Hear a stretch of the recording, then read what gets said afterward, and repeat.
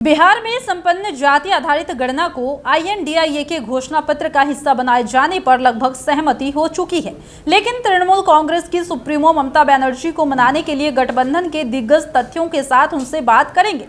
बता दें कि राजद और जदयू ने इस विषय को INDIA के समन्वय समिति की पहली बैठक में आगे किया था।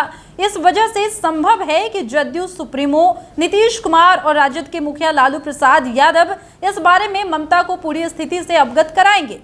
जदयू के राष्ट्रीय प्रवक्ता केसी त्यागी का कहना है कि पश्चिम बंगाल की सामाजिक संरचना इस तरीके की है कि वहां पर तृणमूल हो या किसी भी CPM सभी दल के उच्च पदों पर अग्र जाति के लोग लंबी अवधि से रहे हैं। ऐसे में जाति आधारित गणना से तृणमूल को हिचक हो सकती है या होगी, लेकिन यह मामला राज्य का नहीं है। इंडिया इसे अपने एजेंडे के रूप में ले रहा है।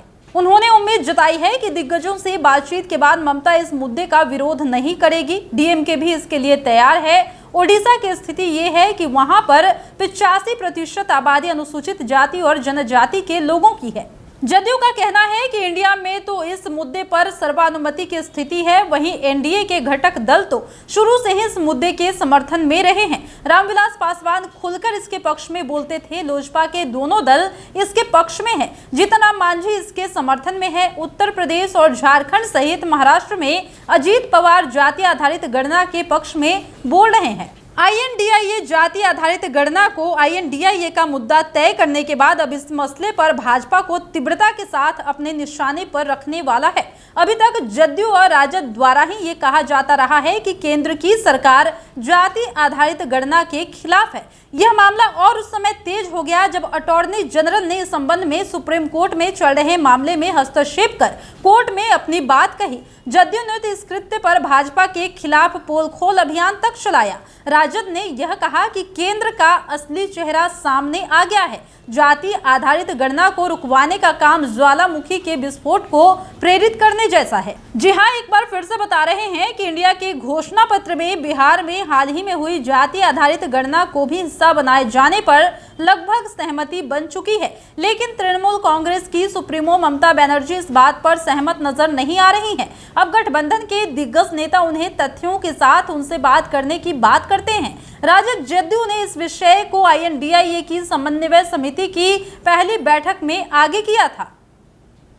राजद और जदयू ने इस विषय को इंडिया के समन्वय समिति की पहली बैठक में आगे किया ही था। इस वजह से संभव है कि जदयू सुप्रीमो नीतीश कुमार और राजद के मुखिया लालू प्रसाद यादव इस बारे में ममता को पूरी स्थिति से अवगत कराएंगे। जदयू के राष्ट्रीय प्रवक्ता केसी त्यागी कहते हैं कि पश्चिम बंगाल की सामाजिक संरचना इस तरीके की है कि वहां तृणमूल हो या फिर CPM सभी दल के उच्च पदों पर अग्र जाति के लोग लंबी अवधि से रहे हैं। ऐसे में जाति आधारित गणना से तृणमूल को हिचक हो रही होगी, लेकिन यह मामला राज्य का नहीं है। इंडिया इसे अपने एजेंडे के रूप में ले रहा है। उन्होंने उम्मीद जताई है कि दिग्गजों से बातचीत के बाद ममता इस मुद्दे का विरोध नहीं करेगी।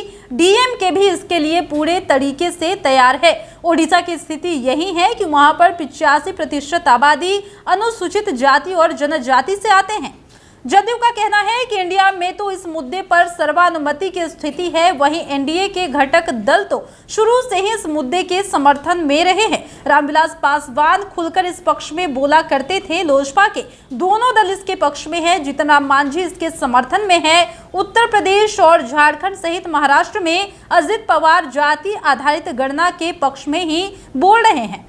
वहीं बता दें कि आगे कहते हैं कि इंडिया जाति आधारित गणना को एक मुद्दा तय करने के बाद इस मसले पर भाजपा को तीव्रता के साथ अपने निशाने पर रख सकता है। अभी तक जदयू और राजद द्वारा ही ये कहा जाता रहा है कि केंद्र की सरकार जाति आधारित गणना के खिलाफ है। यह हमला उस समय और तेज हो गया जब अटॉर्नी जनरल ने इस संबंध में सुप्रीम कोर्ट में चल रहे मामले में हस्तक्षेप कर कोर्ट में अपनी बातों को रखी थी।